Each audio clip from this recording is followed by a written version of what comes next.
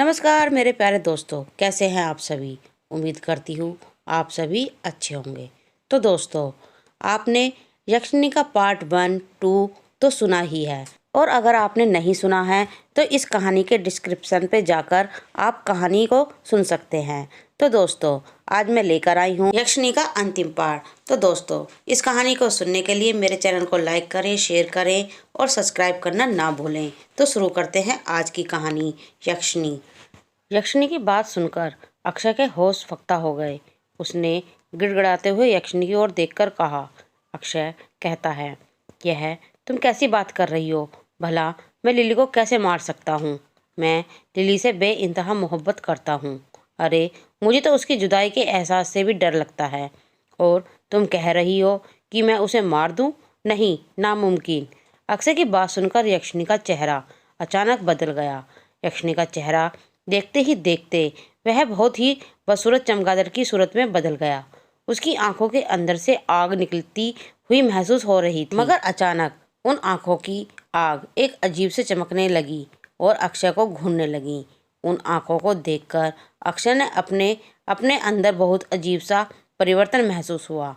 अक्षय ने उन आंखों में खुद को सम्मोहन में फंसता हुआ महसूस किया। जैसे जैसे अक्षय यक्षिणी की आंखों को देखता जा रहा था, वैसे वैसे वह सब कुछ भूलता जा रहा था। कुछ ही देर के बाद अक्षय की हालत एक रोबोट की जैसी हो गई। यक्षिणी ने भारी आवाज में अक्षय से कहा। यक्षिणी कहती है, जाओ लिली को मार दो। यक्षिणी के इतना कहते ही अक्षय ने टेबल पर रखा हुआ बड़ा सा चाकू उठा लिया। यह देखकर लिली बुरी तरह से डर गई। वो चीखने लगी। लिली कहती है, यह तुम क्या कर रहे हो अक्षय? तुम मुझसे प्यार करते हो, तुम अपने होश में नहीं हो, तुम मुझे नहीं मार सकते। मगर अक्षय ने उसकी बात का कोई जवाब नहीं दिया, बस उस वक्त लिली को मारना चाहता था। अचानक अक्षय ने लिली के ऊपर चाकू से वार कर दिया। कुछ ही देर में लिली तड़पते हुए मृत अवस्था में फर्श पर गिर गई। लिली का खून फर्श पर बहने लगा। खून देखकर यक्षिणी, जो कि इस वक्त एक इंसानी चमगादड़ के रूप में थी, उसकी आंखों में अजीब सी चमक आ गई। वह तुरंत खून की ओर झपटी और देखते ही देखते उसने लिली के शरीर का सारे खून का एक एक कतरा पी लिया और जानवरों की तरह उसका मांस खाने लगी। अक्षय सम्मोहित अवस्था में खड़ा हुआ देख रहा था। अचानक अक्षय वहां एक लंबा चौड़ा बदमाश सा दिखने वाला व्यक्ति आ गया। वह हैरत से उस मंजर को देखने लगा। उस व्यक्ति ने जब लिली की लाश को देखा तो उसने अक्षय की ओर देखा और कहा। व्यक्ति कहता है, अबे साले, इसे तो हम उठाने के लिए घर पर गए थे, मगर यह वहाँ नहीं मिली। मुझे यकीन था कि यह जरूर तुझसे मिलने आई होगी, और जब यहाँ पर आकर मैंने देखा तो तेरे टूटे फूटे घर की जगह आलीशान कोठी दिखाई दी। इन 3 महीनों में इतनी आलीशान कोठी कैसे बना ली? और साले, तूने अपनी गर्लफ्रेंड को ही मार दिया। उस व्यक्ति को यक्षिणी दिखाई नहीं दे रही थी और वह नहीं जानता था कि अक्षय इस वक्त सम्मोहन की अवस्था में था। अक्षय की तरफ से कोई जवाब न पाकर उस व्यक्ति ने अक्षय के गाल पर एक चाटा जड़ दिया।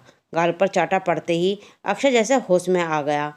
उसने देखा कि उसके सामने वरुण खड़ा हुआ था। वरुण वही गुंडा था जिससे अक्षय ने ब्याज पर 5 लाख रुपए लिए थे, मगर वह उसके पैसे अदा नहीं कर पाया था। वरुण तभी से उसकी गर्लफ्रेंड को उठाने की धमकी दे रहा था। वरुण का थप्पड़ खाते ही अक्षय के ऊपर से सम्मोहन टूट गया। वो होश में आ गया। होश में आते ही फर्श पर पड़ी हुई लिली की लाश को देखकर अक्षय रोने लगा। उसने देखा कि यक्षिणी लिली के शरीर का मांस खा रही थी और अक्षय की ओर देखकर मुस्कुरा रही थी। अक्षय चीखते हुए बोला। अक्षय कहता है, यह तुमने क्या किया? तुमने इसको मार दिया? यक्षिणी कहती है, इसे मैंने नहीं मारा है, इससे तुमने ही मारा है। अक्षय कहता है, नहीं, तुम झूठ बोल रही हो। मैं अपनी लिली को क्यों मारूंगा?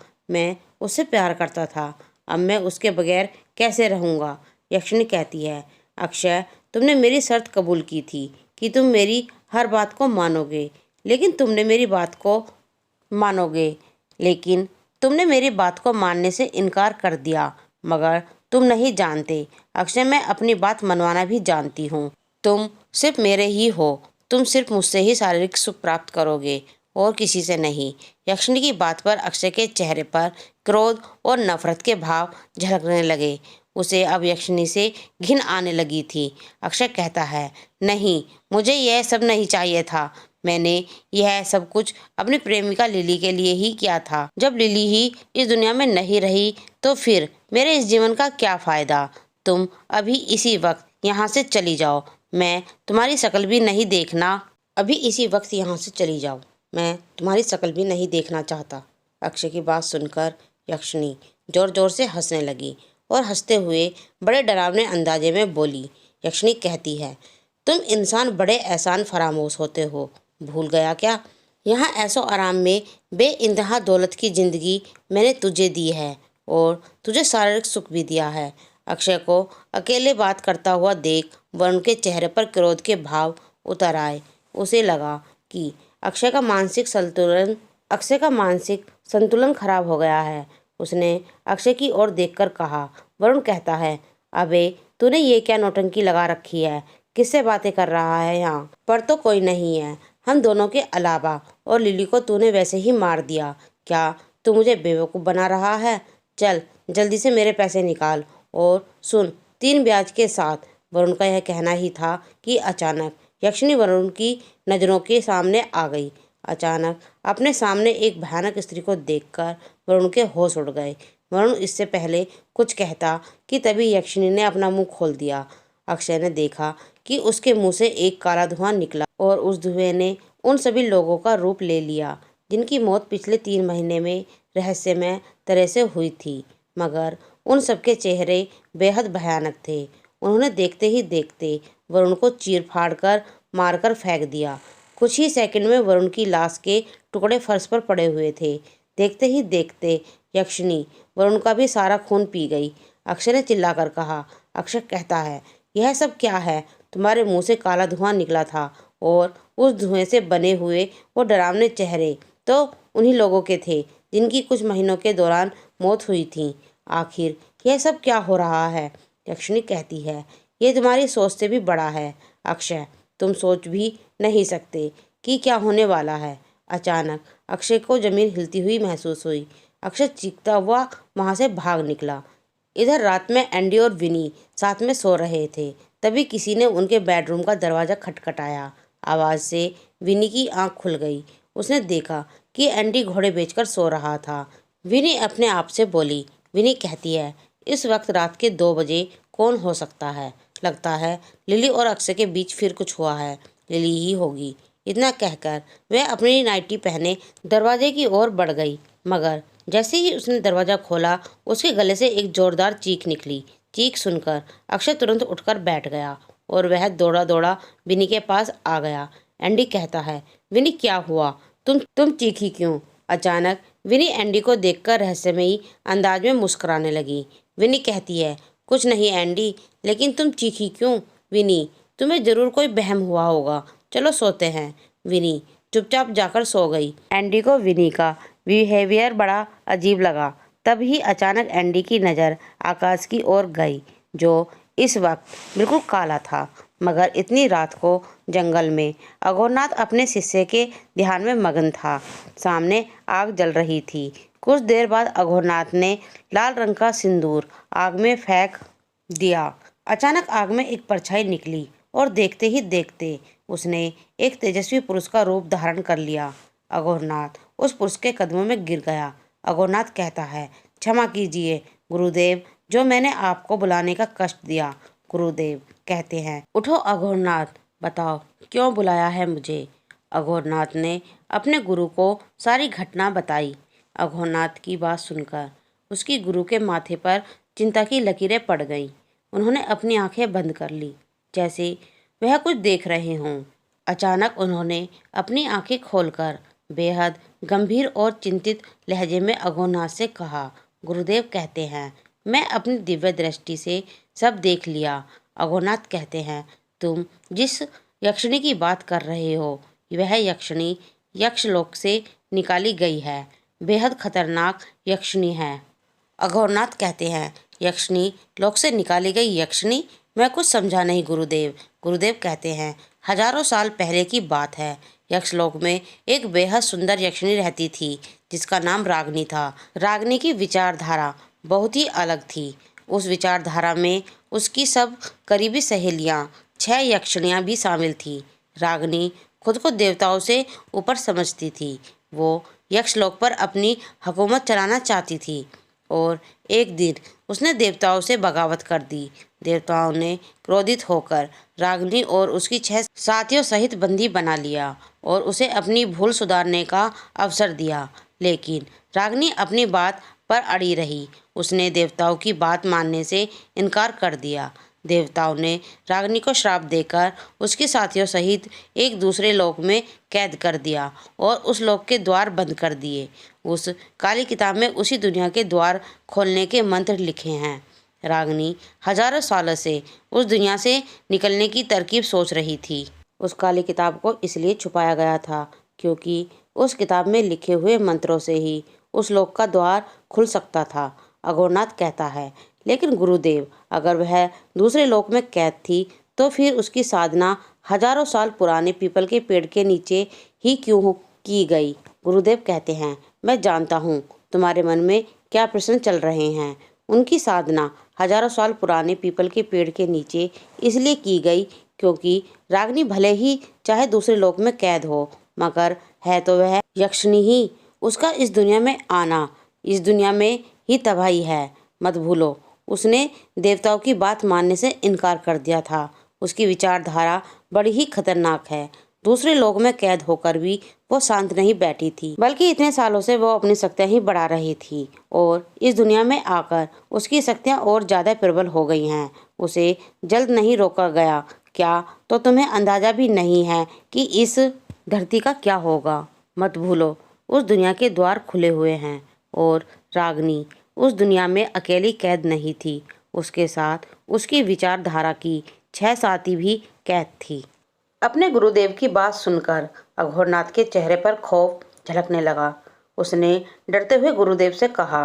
अघोरनाथ कहता है, उस यक्षिणी को वापस कैसे भेज सकते हैं?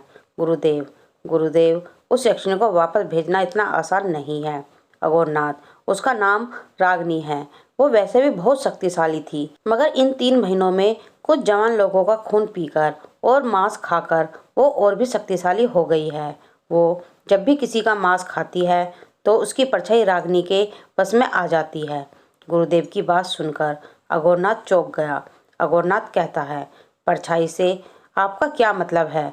गुरुदेव कहते हैं, हर इंसान के साथ उसकी परछाई होती है अघोरनाथ, जिसे हम छाया कहते हैं। इंसान की छाया बहुत ताकतवर होती है, इतनी कि तुम सोच भी नहीं सकते। जिस लोक में रागिनी कैद थी, वो उस लोक में हजारों सालों से परछाई को बस में करने का तंत्र मंत्र सीख रही थी। तभी अचानक रात के समय एक काला धुआं उठा और उसने पूरे जंगल को घेर लिया। यह देखकर मोहन बुरी तरह से डर गया। गुरुदेव कहता है, वक्त कम है। अघोरनाथ कहता है, ध्यान से सुनो। रागिनी नाम की यक्षिणी की साधना सिर्फ 2 लोग कर सकते थे, एक बूढ़ा और एक जवान।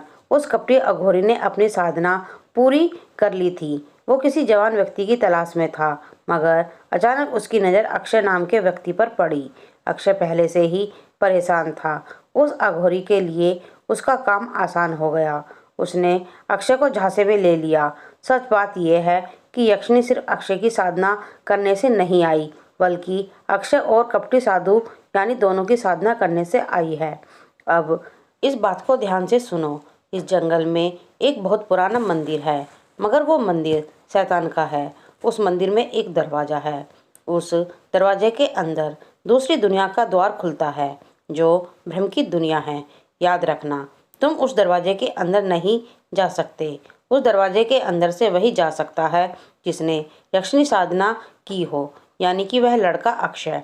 काली किताब उसी दरवाजे के अंदर है। उसी काली किताब में उस द्वार को बंद करने के भी मंत्र मौजूद हैं। जाओ, तुम्हें अक्षय उसी पीपल के पेड़ के पास मिलेगा। उस काली किताब को वही ला सकता है। किताब हासिल करने के बाद तुम्हें उस काली किताब के अनुसार तंत्र मंत्र का जाप करना होगा। मंत्रों का जाप करने के बाद तुम्हें उस इंसान की बलि चढ़ानी होगी जिसके द्वारा यक्षिणी इस धरती पर आई है। ये तुम्हें बताने की जरूरत नहीं है कि यक्षिणी अक्षय और उस कपटी अघोरी के द्वारा आई है। वो अघोरी इस काल का नहीं था, वो भूतकाल से था, वो वापस चला गया। तुम्हें सिर्फ अक्षय मिलेगा, इतना कहकर गुरुदेव वहां से गायब हो गए। अघोरनाथ बगैर देरी किए अपने साथी मोहन के साथ उसी पीपल के पेड़ के पास पहुंच गया। रात के सन्नाटे में अक्षय उस पीपल के पास खड़ा हुआ रो रहा था। तभी उसके कंधे पे पीछे से किसी ने हाथ रखा। अक्षय ने जैसे ही पीछे मुड़कर देखा तो उसके सामने अघोरनाथ और उसका शिष्य मोहन खड़ा हुआ था। अघोरनाथ उसे खा जाने वाली नजरों से देख रहा था। अघोरनाथ कहता है, मूर्ख व्यक्ति, तू जानता है तूने क्या किया है? तूने उस मौत को इस दुनिया में बुलाया है जो देखते ही देखते इस दुनिया के सारे इंसानों के शरीर का खून पी जाएगी। अक्षय अघोरनाथ की बात सुनकर रोने लगा और उसके पैरों में गिर गया। अक्षय कहता है, मुझे नहीं मालूम था बाबा कि मैं इतना बड़ा पाप करने जा रहा हूँ। मैं उस वक्त बहुत टूटा हुआ था। उस कपटी साधु ने मेरी इस बात का फायदा उठाया। अघोरनाथ कहता है, नहीं, उसने कोई फायदा नहीं उठाया। सच तो यह है कि तू लालच में आ गया। तू एक लालची आदमी है। अक्षय कहता है, आपने बिल्कुल सही कहा बाबा, मगर मैंने अपने लालच की बहुत बड़ी कीमत चुकाई है, अपनी प्रेमिका को खोकर। अघोरनाथ कहता है, तुझे अपनी प्रेमिका को खोने का अफसोस है, मगर इस शहर में 3 महीनों से कितनी हत्या हो चुकी हैं, उसका अफसोस नहीं है? और आने वाले कल में कितनी होंगी, तुझे उसका भी अफसोस नहीं है? तभी अचानक आसमान में अजीब सी काली परछाइयां अक्षय और अघोरनाथ के ऊपर मंडराने लगी। जंगल के जानवर बुरी तरह से रोने लगे। हवाओं का शोर तेज हो गया और एक अजीब सा माहौल पैदा हो गया। अघोरनाथ कहता है, जानता है यह परछाइयां किसकी हैं? अक्षय, जानता हूँ बाबा, यह उन्हीं लोगों की परछाइयां हैं जिसे उस यक्षिणी ने मारा है। अघोरनाथ कहता है, तूने बिल्कुल सही पहचाना, यह उन्हीं लोगों की परछाइयां हैं जिन्हें यक्षिणी ने मारा है। वह लोगों को मारकर अपनी ताकत बढ़ा रही है। अक्षय कहता है, कुछ कीजिए बाबा, कुछ कीजिए, मैं प्रायश्चित करना चाहता हूँ। अघोरनाथ कहते हैं, मैं इसका उपाय जानता हूँ अक्षय, लेकिन तुझे इसके लिए एक कुर्बानी देनी पड़ेगी। क्या तू उसके लिए तैयार है? अक्षय, मैं उस यक्षिणी को वापस भेजने के लिए और उस लोक के द्वार बंद करने के लिए कोई भी कुर्बानी देने को तैयार हूँ। अघोरनाथ कहता है, तो फिर ध्यान से सुन, तुझे उस प्राचीन किताब को लाना होगा। अक्षय, लेकिन बाबा, यक्षिणी को देखकर मैं उस प्राचीन किताब को अपने साथ ले जाना भूल गया। अघोरनाथ कहता है, मैं जानता हूँ कि वह प्राचीन किताब तुझे कहाँ मिलेगी। उस प्राचीन किताब में यक्षिणी को वापस भेजने के मंत्र लिखे हैं और उस लोक का द्वार बंद करने के भी।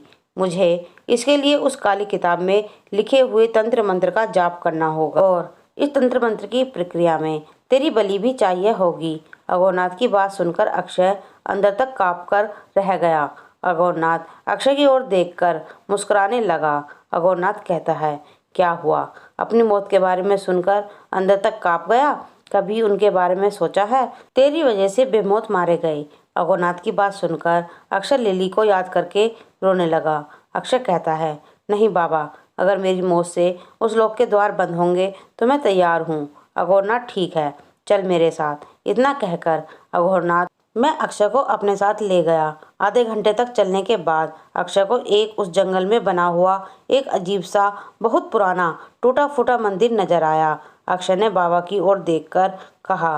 अक्षय कहता है, यह कैसा मंदिर है बाबा? इसे तो देखकर लगता ही नहीं कि यहाँ पर पूजा होती होगी। अघोरनाथ कहता है, यहाँ भगवान की पूजा नहीं होती अक्षय, यह शैतान की पूजा होती है। तुझे उस मंदिर के अंदर जाना होगा। मैं उस मंदिर के अंदर नहीं जा सकता। जैसे ही तू उस मंदिर के अंदर प्रवेश करेगा तुझे एक दरवाज़ा मिलेगा। उस दरवाजे को खोल देना। वो दरवाज़ा एक दूसरे दुनिया का होगा, ब्रह्म की दुनिया। अंदर जाकर तुझे कुछ भी दिखाई दे, यकीन मत करना, तुझे बस वो प्राचीन किताब उठाकर लानी है। अक्षय कहता है, ठीक है बाबा। रात के सन्नाटे पर अक्षय उस मंदिर के अंदर घुस गया। अक्षय ने देखा उस मंदिर के अंदर अजीब अजीब सी भयानक मूर्तियां लगी हुई थीं और अंदर एक बहुत पुराना दरवाज़ा था।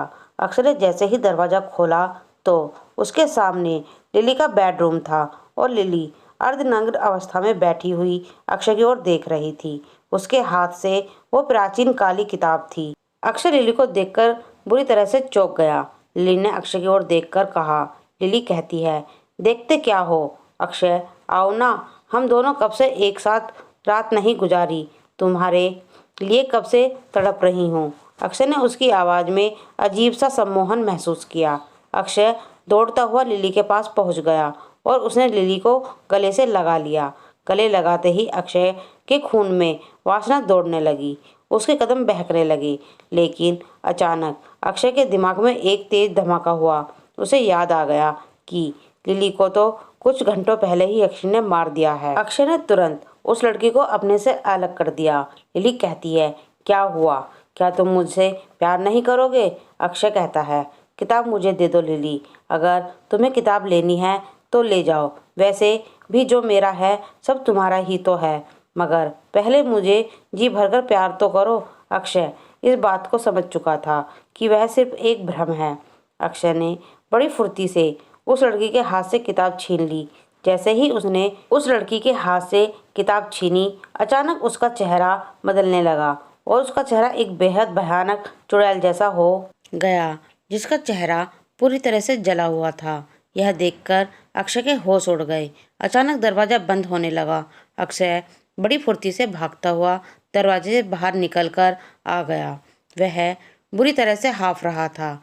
कुछ ही देर में अक्षय तेज तेज कदमों से चलता हुआ अघोरनाथ के पास आ गया और उसने वह किताब को अघोरनाथ के हाथ में पकड़ा दी। अघोरनाथ कहता है, तुम वाकई बहुत हिम्मत वाले हो। अगर तुम उस कपटी साधु की बात ना मानकर कोई और काम करते तो यकीन तुम बहुत बड़े आदमी होते।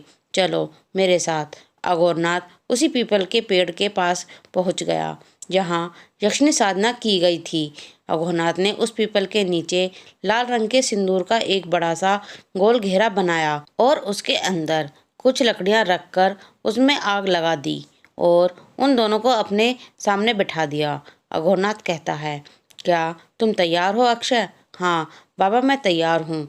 अघोरनाथ ने उस काली किताब को खोलकर मंत्र पढ़ना शुरू कर दिए।